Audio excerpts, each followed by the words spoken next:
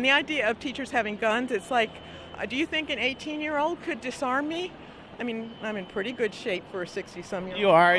But do you think there's anyone in the schools that you work with who would be more capable with a gun? I think that is a priority. It's just not a priority that should be there. A lot of those conversations, they'll go a couple directions. They'll go, no, we don't need armed guards at schools, and then no, we don't need armed teachers at schools. And when it comes to the armed teachers, I think still a lot of people think that's pretty silly. And I would too if it was like a mandatory concealed carry permit for teachers. But it's not that way. I mean, there's Sentinel programs in Florida that we've seen that are, you get well over 120 hours of training, and they essentially become like a deputy, and those people are able to carry a firearm on campus concealed, not just open carrying in the classroom.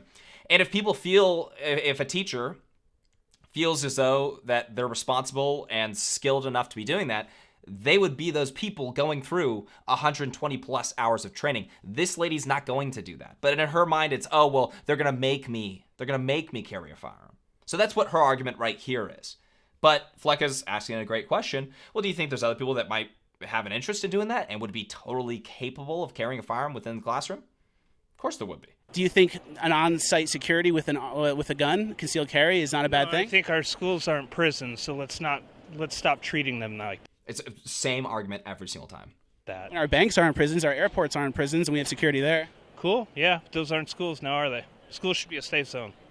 Yeah, so shouldn't we protect our schools if they want to be a safe zone? There's kids there. We absolutely should protect our schools through good policy, not through arming people with guns in school. Yeah, they're just not even thinking about the process there. What is required to make an area a safe zone? A bunch of sheep sitting there unarmed, unprotected, does not make you safer. I mean, this is common sense stuff here. That's why the overwhelming majority of mass shooters go to gun-free zones to carry out their attacks. You want armed guards in all these other places to protect jewelry and money and all of that, but you don't want them in schools to protect children? I would argue that's much more valuable than jewelry or money. The conversation and the language on a human life is just very interesting. Like, it's just so fickle, it's just numbers.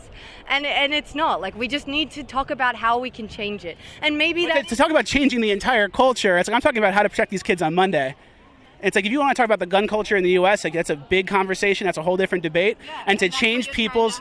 And I want to actually solve the problem, not say, oh, people should be better, people shouldn't care about guns. When it comes down to it, it's hit or miss. I don't think it actually makes us safer to have armed security officers.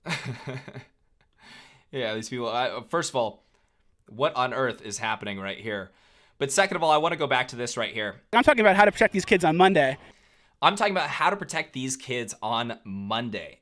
So well said. And it's such it's such a common sense argument. The fact that they're pushing back on that, having armed guards on schools or any, I understand the debate around the teachers being able to, similar to the Sentinel program in Florida, I understand the debate around the teachers being able to obtain a concealed carry permit and get it tons of training and be able to do that on campus. I get that debate there. But an armed guard, there is no good argument to support that stance of saying, nope, no armed guards on schools. Sitting ducks, that's it. Reality kicks in. There are evil people out there. We need to be protecting our children.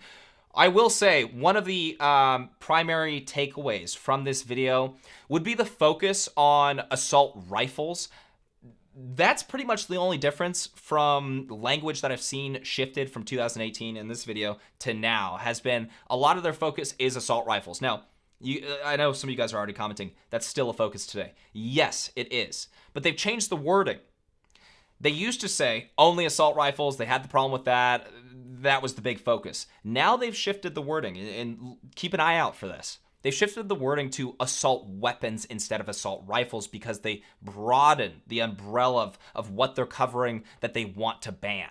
So it's not just assault rifles anymore. It's assault weapons, meaning anything with a detachable magazine, semi-auto, anything like that. So that's one of the biggest takeaways for me watching this video. I haven't seen too much shifting. A lot of it's the same old conversation where, oh, we just want to ban this. And then you start to unpack and they just want to ban basically everything. They want to take away your guns because for some reason to them, that's a good idea.